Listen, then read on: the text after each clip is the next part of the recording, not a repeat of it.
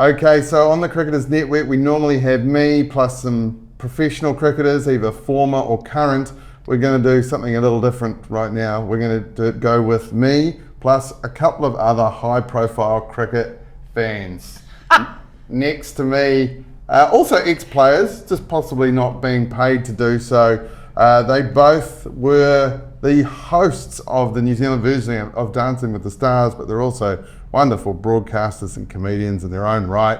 And we're going to find about their connection, their love of our beautiful game of cricket. It is Sharyn Casey and Dai Henwood. Welcome to the Cricketers Network, guys. Thank you very much, Steve. Thank you for coming along. Thank you, and thank you for pointing out that I didn't get paid to play cricket. That's just the curse of being a woman. Oh, sorry, yeah. No, it's fine. I didn't realise it was before the pay parody came along. I think pay parody only came in like a couple of years ago, didn't it? It did, yeah. Yeah, so no, it was a long time ago, but thanks for bringing it up. I was the guy who took all the stickers off the bat and sanded it down just in case. Just in case there's a sponsor there. Yeah, you don't want to sell yourself short, do you, when you do start playing first class cricket? And bowled as I was number 11. So the chance of being picked up by that sponsor. And you can't get a ball sponsor. No, you can't get, there's only 2 times the balls that they use. But anyway, I feel like we need to establish your cricketing credentials. Now, I've played a lot of cricket with Dai, we will get on to him. But Sharyn, tell us about your cricketing career. Well, I kind of got into it by just being there. So my sister, she played cricket from when I would have been like 4 when she started, and she was the captain of the Wellington Blaze. She was in the NZAs, and she came up with all Do you want to shout her out? Do I what? Do you want to shout her out? Megan Wakefield. About time she got some recognition that she deserves. Yes. And so I grew up watching Megan, and then kind of just fell into it. So I ended up playing under 14 South Canterbury. Thank you very much. You guys can applaud if you want. Yeah, that's all good. And first 11 Tawa College and Avonside Girls. So I was kind of just floating around, and then ended up just getting in there, and then I wasn't very good at batting, so I ended up moving to softball, which suited me better because it was faster, louder, rougher. So because you get to shoulder charge people and stuff. Oh, I didn't realise that. Okay. Yeah. Well, Virat Kohli thinks you can shoulder charge people, but we'll get on to that later. So what kind of a cricketer were you? You're a fast bowler? I was not that fast, but I was a bowler. I was seam bowler. Yes, I was the second bowler. Okay. And so I was the second bowler, last batter. I wasn't very good at batting, but I could bowl and wicket keep, and it was a wonderful fielder on the boundary. Mind you, I really talking my cricket skills up, and my family are going to watch this and be like, God, you're full of shit. But yeah, so I wasn't very good at the batting part, but I was opening bowler and wicketkeeper occasionally. Okay, so let's just, before we move on to Dai, okay. Tawa College is the absolute breeding ground for women's professional cricketers in New Zealand. No, Timaru. Okay. Sorry, that was bad knowledge from me. You said Tawa College, you were in the Tawa College First 11. I was in the Tawa College First 11, but So was Mealy Kerr, Jess Kerr. Oh no, you're right, Sophie yes. Devine. You're right. Okay. No, okay, so that was my bad. I thought you meant my sister's teammates, but no. I would say yes, Tawa College and Timaru girls are where the best female cricketers come from. Okay. Yeah. So what happened to you? I wasn't very good. And also I think when I was in the Tawa College First 11, they just desperately wanted my sister to transfer from Timaru Girls where she was a boarder. I see. They were just like, when's your sister going to come play? And I was like, we might get into the Yo Play Cup if your sister comes. I'm like, come on guys, I'm all right. But I wasn't. But yeah, I don't know what happened to me. I think I just got ADHD bored. Oh yeah, that can happen. It was probably before T20s came along too, wasn't it? Yes, it was. Yeah, so that might have been your game. Now, Dai, you and I have played a lot of social cricket together, last man stands, indoor cricket, various other charity matches and things like that. But you've played cricket your whole life, right? Yeah, I started when I was 5 for Collegians in Wellington. Mm-hmm. We sort of had quite a salubrious team of people who all turned out to be actors, like your Brett McKenzie's and really? Jeremy Randerson and myself. And then I went through and I wanted to play rep cricket for a more boutique place. So I played rep cricket for Mana. Up the Kapiti Coast there? Yeah, up the Kapiti Coast. And from then I played cricket all through college. Then I sort of moved on to have a bit of a Wellington Blaze for a few years. I think it was a different Wellington Blaze. Different Wellington Blaze. Oh, maybe that's what it's named after. I never thought of that. It could be. Yeah. It was sort of more of Fat Freddy's Wellington Blaze than a New Zealand cricket Wellington Blaze. And then just missed a couple of seasons really, but I was always a ring-in for mates' teams and that. And then we've sort of always had a foot in cricket and just kept playing because it's such a fun game, especially in terms of having your T20 last man stands type comps. Yeah, I'd like to describe the type of cricketer you are, if you don't mind. Absolutely. You are a wicket-hungry seamer. Yeah. You are hungry for wickets. You bowl a good pace. Obviously, not necessarily the tallest man in the world, so quite skiddy. I would say Dale Steyn-esque. Yeah, but I also, when I was sort of around 12, I was the same height. So I was So you were tall. I was 5.5 foot at 12. So I was the opening fast bowler. So I'd really get a bit of pace in, model myself after that. We're talking the 80s here, late 80s. So I'm modelling myself after New Zealand legends like Hadley and Chatfield. So I rocked the business shirt. The full button. Really? I had the full button shirt as the 12-year-old with the sleeves rolled up. Oh my God. I mean, you're not much shorter than Danny Morrison, and he bowled a good pace. Yeah, we both have got a effervescent personality, big fella. Oh, Danny Morrison. He gives it something in broadcasting, doesn't he? That's great. That's great. So there's some good credentials there, both of you. Yes, that's super crucial. I'd also like to just put it out there that I can make a school book look like a work of art. And I did have my umpiring badge back in the day, but that was basically because I wanted to wield power. I wanted to be out there like Billy Bowden and being like, I really took it. Did you really? Yeah. What do you have to do to get your umpiring badge? Oh, you have to do this we had to do 3 nights of this course. And so we went and did it. I think it was 14, 15 when I did it.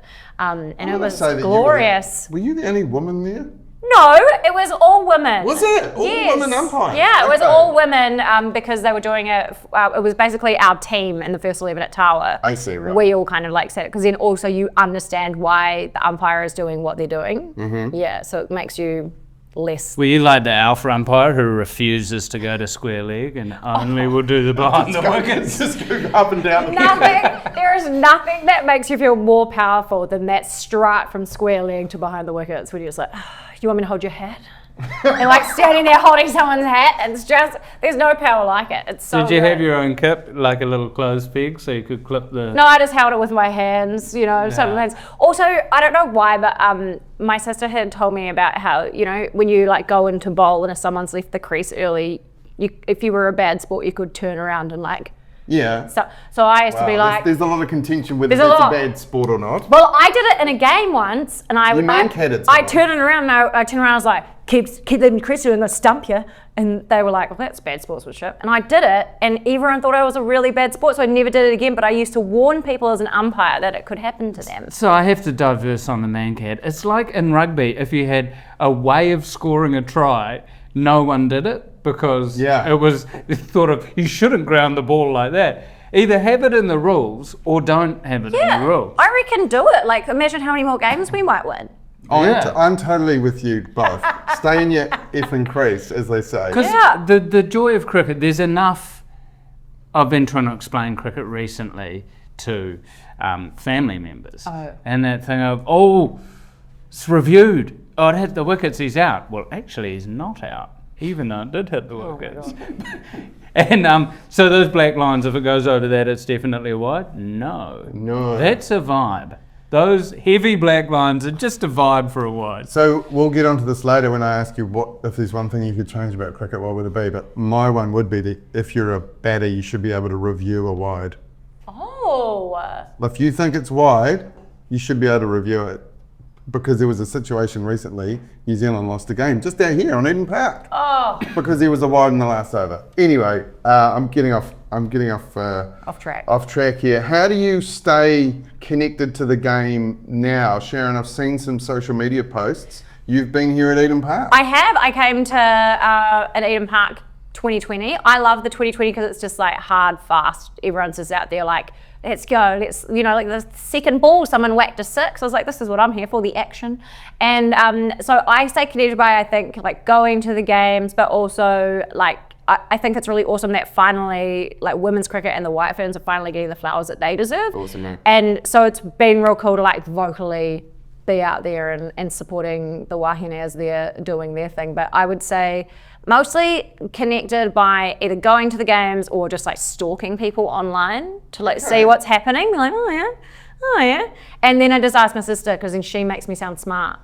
Is she involved in cricket still? No, she's retired. She actually just had her first baby, but she retired years ago now. But she still plays occasionally for Taita. Like if they're short, she'll go and have a smack. How good. Yeah, but no, she's not playing anymore. Okay. She's old now.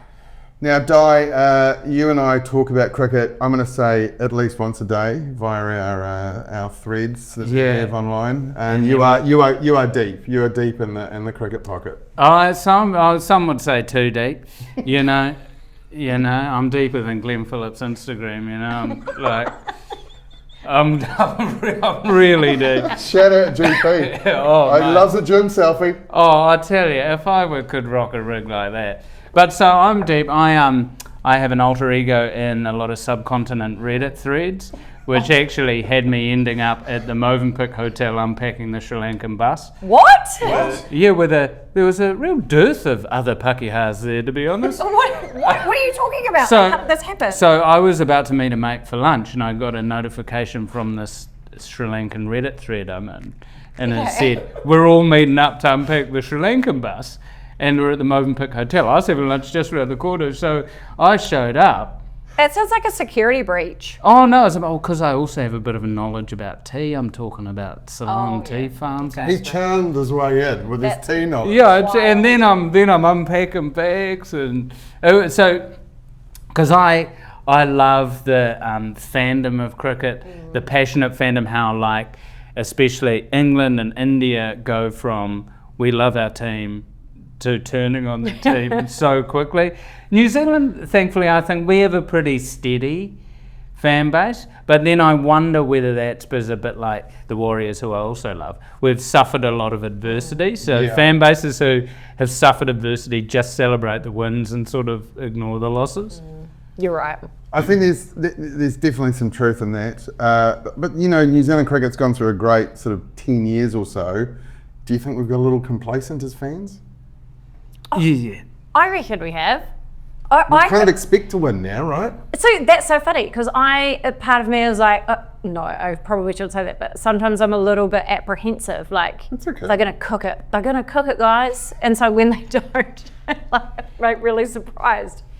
I think you can edit that out. I don't want to look like a real asshole. I got really more like, I think, so sucked into that epic era of like Guptill and Baz at the top of an innings, like just delivering blow after blow, to then like, why am I getting these huge starts, and realising they were sort of unicorns when they were both in that really the original Baz ball, really. Yeah, that's very true. Where they'd just get us off to these epic starts, so then the middle order could put a huge score on. I think we are a bit complacent, but I think the New Zealand team's also, it's sort of finding its feet once again, having moved out of that amazing 10-year thing and losing a few players like Roscoe and as I mentioned Guptill and Baz and all.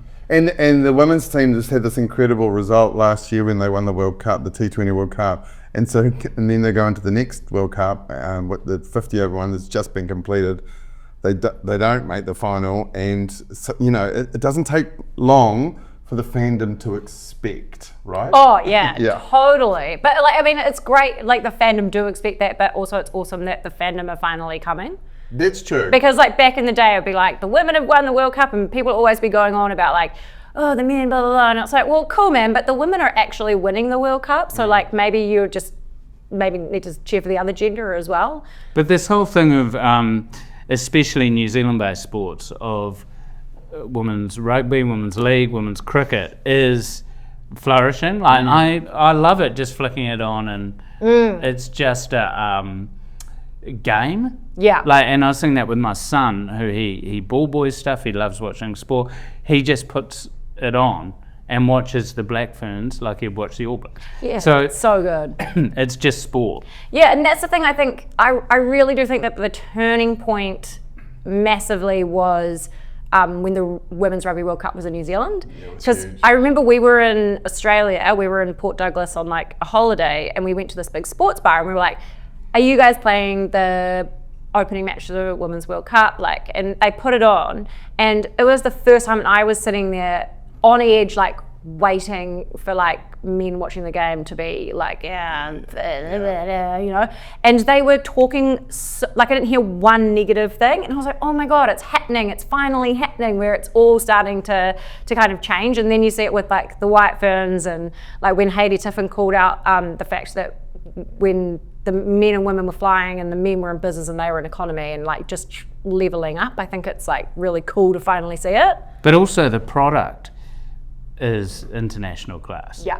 You know, so it's not Yeah, it's not a charity. We're not doing charity. No, Yeah, no. and that's what it was treated like for so long. Yeah. Like I remember when my sister was playing, it was like this big deal, and I could get the exact amount wrong, but I remember it was like this huge deal that Debbie Hockley, who was like the White Fern at the time, and she was so great, she'd always like come out and like coach schools and things like that, but she got this deal with Kookaburra or something, I can't remember who it was, but they were paying her something, it wasn't much, but it was like $3 a run or something like that. Right. It was like, but everyone was like, Debbie Hockley's getting paid, she's got a paid sponsorship, and it was this big deal within women's cricket, whereas like men were getting that for so much longer and actually getting paid properly. So it was like, ever since then, she's it's exciting. still got a date, you know, she's got a trade. I think she's a librarian. Is that right, Dan? Debbie Hockley? Producer Dean? Oh. He doesn't know. I think she do does. love the fact I've worked with her. I've worked with her before doing commentary. She's so great. Yeah, she's got another trade. What? Are you going to say librarian's not a trade? No, but it's like, what are you gonna say now? What I'm a tradie, mate. What do you do? I just work at the local library. Frankie Mackay's the librarian, I know that. Yeah, Frankie Yeah. definitely See, is. another tradie too.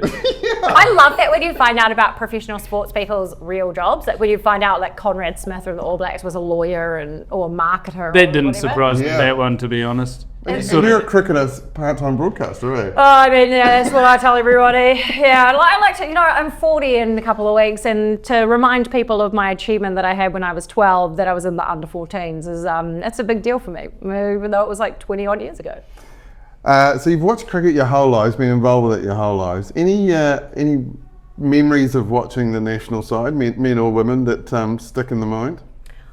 I also remember when it was like school Christmas holidays, and my sister and I would watch like the tests, and it was like Black Caps versus India, and it was incredible. This is like Tendulkar days, and it was like so epic. But every time at like lunch break, we would go and get these massive Subway sandwiches, and that was when I discovered like Subway and also Sachin Tendulkar, and it was like the best. But I think for me, what I find really special, like with cricket memories, is looking back to the time of seeing people like Hayley Tiffin and Maria Fahey and Selena Charteris and my sister, like a bunch of players that were coming through high school, and they were being coached by this man, Murray Jack, who used to play for Canterbury, and but then he had a car accident, and he was like on the trajectory to be a Black Cap. He was phenomenal, but he coached so many women from high school to Canterbury to White Ferns, and went on to be some of our greatest players ever.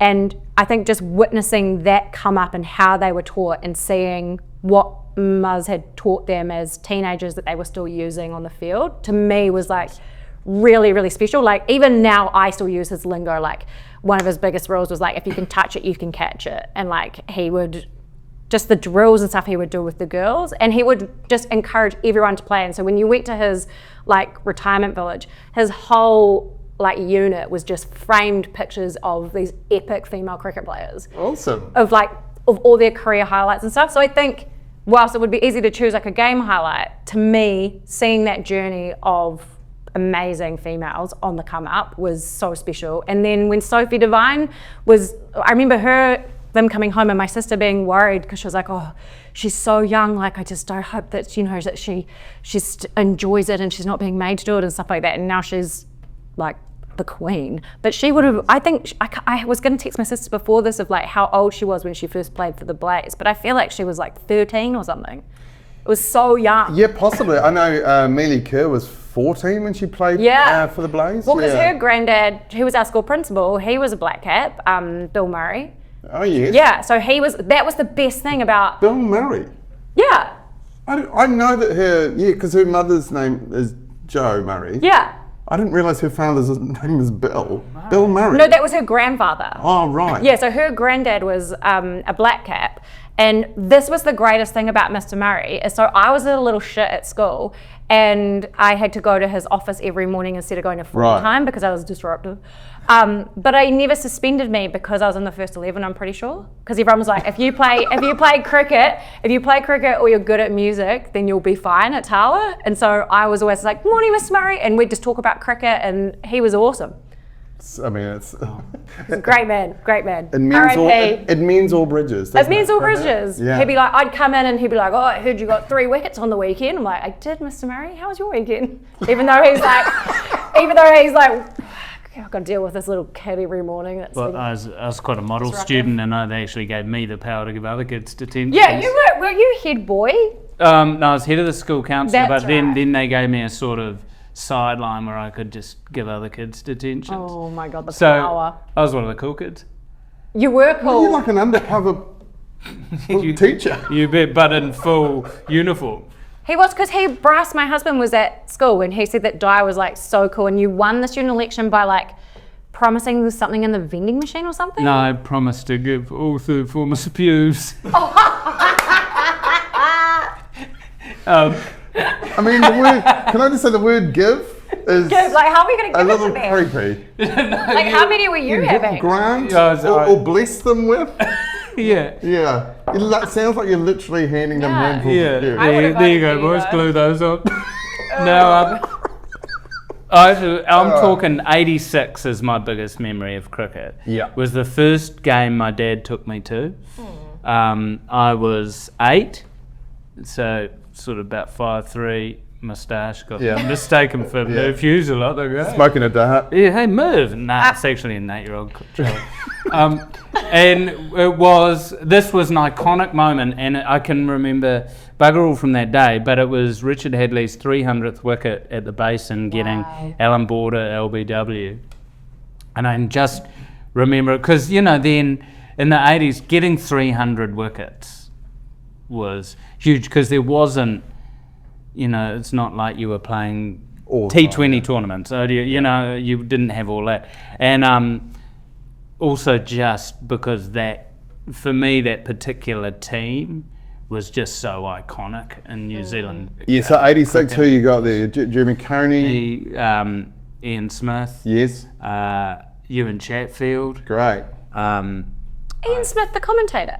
Yeah, he used to play the game as well. Oh my God, I never knew that. Ian Stockley Smith. Yeah. He was an icon behind the stuff.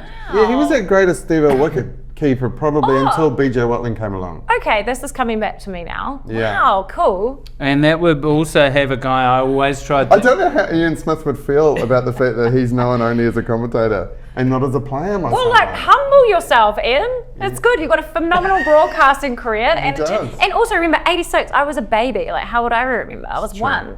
So anyway, sorry, Mr. Smith. And Andrew Jones. He, I used John to... Wright? Andrew Jones, yes. Andrew Jones was one of my favourites.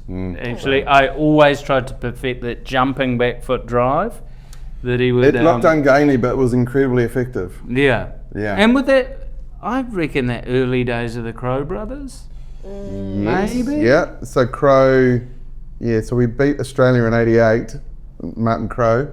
So yeah, I'd say that's That'd we'd be be there. at a team. I can't believe that people actually exist that only like, yes, no, that game we played in 88. Like that, I thought that was like a TV thing. That's incredible. Actually, it's just come to me. Debbie Hockley was a physio. That's right. Well, still a trained physio. That's incredible. Helpful, isn't it? That's great. Just came to me. It just came to you. Yeah. Don't worry about the edit point that we probably had in there at some point. Nothing happened. Okay, let's talk Dancing with the Stars. You guys were the hosts for 2 series of the New Zealand version. I want to talk about Chris Harris. He didn't win, did he? But he got very far. Yeah, I think that the sports people are always really good at Dancing with the Stars because they understand the physicality and the training. And it is a new challenge and they're so competitive. He was really competitive. Yeah, and for sports Loved people, hanging out in the makeup room. Okay. Yeah. well, he's got a lot to make up. No, do you know what the funny thing is about that though? Is that there were sports people and they would spray their bald spots, and somebody and JJ Feeney said it in the Herald, and they kicked off about it. So the sports people were really competitive and they really wanted to be good at it and they were great at the training, but also very self-conscious about their appearance. Because dancing is very similar to training. You have a specific move you have to learn, and you have to do that right. So even if they didn't have all the flair, they would often nail just the mechanics of it. Yeah, just the very technical side of it. Yeah. And so my first sort of foray with Chris Harris was this Jeremy Coney's coaching video when I was young. Oh, yeah. And I would watch that every Saturday morning before cricket. And Jeremy is a lovely man. I knew he used to live just up the road from us. And he'd get pretty handsy with a young Chris Harris, showing him how to, get those bloody pants down and let's get this thigh pad on. Bro. What? Wasn't he Jeremy Coney said you had to fold your pants forward to and then put the pad on so you didn't have a bunch of because 50% of playing cricket is looking like a cricketer. Correct. Which I took on board because I'm very apparel focused when it comes to any sport. So I thought, look, I'm basically halfway to the New Zealand team if I can put my pants on properly. so, and then it was when Chris Harris made the team, I was like, hold on, he was the guy from the video. He was the bald 14-year-old from the video. He was not bald then. I love Harry, not fully. I love Harry, and it was awesome. That was my joy of having doing Dancing with the Stars, was just being able to really punish some sports people I looked up to. He did too. He really did. Endless questions, and they've fully moved on and know way less about their career than I do. He loved it though, because I remember he would come into the makeup room and you'd ask him all these questions, and he just loved that stuff. Probably similar to Ian Smith. He loves people remembering that he played. Well, he's my favourite player, which is what we're going to move into. Chris Harris? Yeah. Oh my gosh, did you have it? My oldest sister, the other sister, Jocelyn, she used to have a card of him in her wallet. Did you used to do that? I wasn't quite to that level. A playing card. Because at that time it was Chris Harris, Chris Cairns. It was the bad boy, the good boy. So you either wanted to pash up Chris Cairns or you wanted to pash up Chris Harris. I love it. Do you have a photo of your family in your wallet? No, just a photo of Chris Harris. She did. Prominent Canterbury cricketer. Yeah. Chris Harris. So annoying. My other sister had Chris Cairns and Andrew Murdens. That's what we did back in the day. You had your playing cards in your wallet. Of course you did. Okay. Well, do you guys have a favourite New Zealand player? My one will be Ewan Chatfield. Great. Because I loved... it was always easy to get caught up in the hype of Richard Hadley, but I remember my dad sort of just telling me that that Ewan Chatfield was just an honest player, and Hadley couldn't do what he did without Ewan Chatfield holding up the other end, line and length. He didn't get a heap of, he wasn't blitzing teams out with wicket after wicket, but he was that unplayable player. So then it made people flash a bit more at Hadley or whatever. Yeah, and he died on the pitch and came back to life. Do you know that story? No. Yeah, he got hit on the head and was pronounced dead, and then they took him to the hospital, and he's still driving cabs around Wellington. Yeah, wow, and it was... only just retired from playing for Taita, I think, as well. And I had a back-to-back taxi marathon where one taxi was my economics teacher from school who couldn't pronounce my name properly. My full name's David, D-A-F-Y-D-D. He could not pronounce it properly, so he just called me Daff Y-D-D. He just went for so. And then I got in and I was like, Mr. Prasad. And we had this great chat. The cab the next night was Ewan Chatfield. Amazing. It was legends. Yeah, great servant of the game, I think is how we refer to you in chat. Have you got a favourite? My favourite. Who did you have in your wallet? I think I had Gavin Larson. Oh, great. Yeah. A real player's player. So my favourite. So I've got like I'm annoying, but because I don't have like an all-time like number one favourite, but like. Okay. Gavin Larson, I absolutely loved Gavin Larson. Also, he's the only person that I remember my mum like fawning over. And so like when my mum would, because Gavin Larson after he retired, they started a business making like uniforms. Mm-hmm. And so my mum took it upon herself to be the person that went to Gavin Larson to organise the uniforms just so that she could interact with them. Very weird. So mine would be like Gavin Larson, Nathan Astle, and also like I'd have to say Hayley Tiffin, which seeing awesome. Her going from being like a high schooler. I remember when I was 12 and I used to crash their cricket practice and we were in the nets and she hit the ball so hard and it got me right here, like just missed my ribs. And it was so hard that, you know, when you get a cricket bruise in the seam, I went to school the next day. I was like, check it out.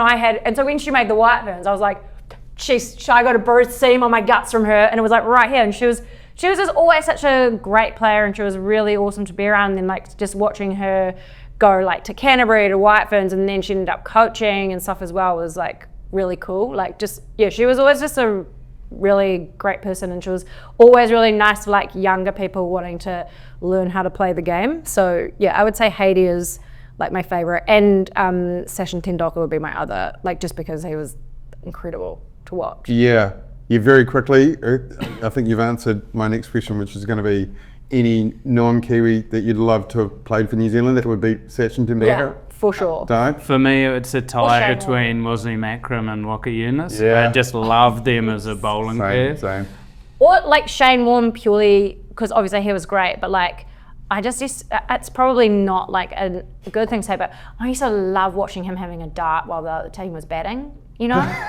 I loved that era. Yeah, I don't think cricket cricket has the highest percentage of smokers out of professional 100%. sports. I remember I can't remember if it was like Otago and Central Districts or someone had come to play in Timaru and it was like quite a bad weather and there was no one there, but then it started pissing down. We would have been like 11 and these players were like, oh, kids, you sit, this is the 90s, it's like sit in the back of our car and like these players had come off from batting full in their pads, smoking darts in their car. And we were sitting in the back like waiting for the rain pass because they were worried about us. And my mum comes over and she's like, bang, bang, bang, bang on the car. She's like, who's in this car? And then Jeff Wilson was in the car as well because he was playing. And Mum's like, bang, bang, bang. She's like, who's changed me in there? Hello, Jeff Wilson. And like, she was like, nice to meet you, Jeff Wilson. Come on, girls, get out of the car. Like, because it wasn't anything dodgy. They were like literally just looking after us because we were waiting for my mum to pick us up, and it was like torrential rain.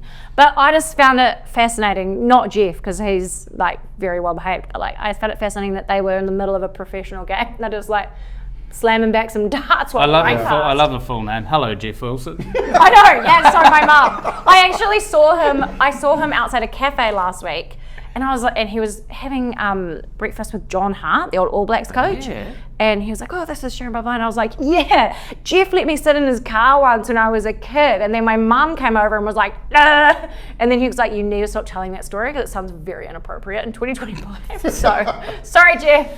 Now, look, I've kept you guys too long, so I'm just going to go to our final question, which I ask everybody who is in studio here.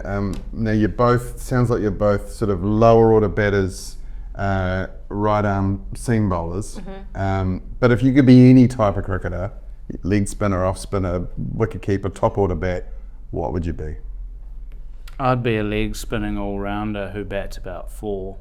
Okay, so Mealy Kerr, basically. Yeah, because you know you can keep in the game for quite a while. Yeah. You can appeal at every ball, even when you get hit for 6. The spinner's like, oh yeah, you know. If you'd missed that and it hit the wickets, you'd been out, bro.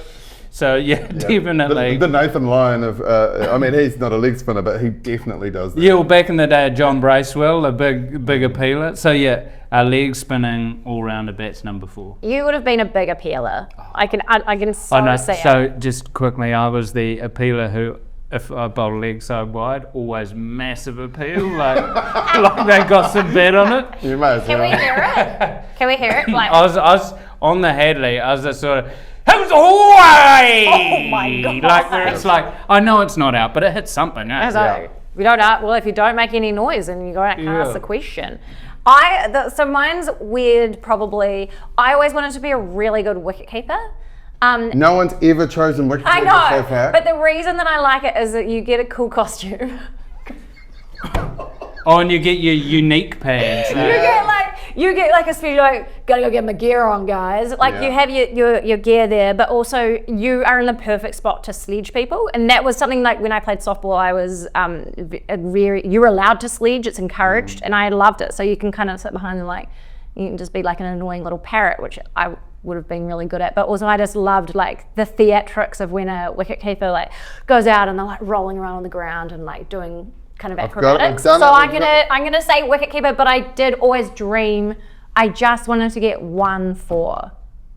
Like I was such a shit batter. Yeah. I just wanted to get 1-4. So if I could be a wicketkeeper that was also good at batting, that'd be cool. Don't worry, I didn't get a 50 until I was 45. Don't worry, I didn't get a 10 ever. I never got double figures as a batter. Sharyn Casey, Seriously. Dai Henwood, thank you so much for coming on the Cricketers Network, and enjoy the summer ahead. Can I say, sorry, I know I've talked too much on this podcast, but can I set one thing straight while I'm here? Yeah. So every time I meet someone that is involved in cricket, I always, like, as you may have told, talk about my sister, and I have for the last decade told people that my sister was the highest scoring female in Wellington. Highest scoring batter in Wellington, male and female, for a long time.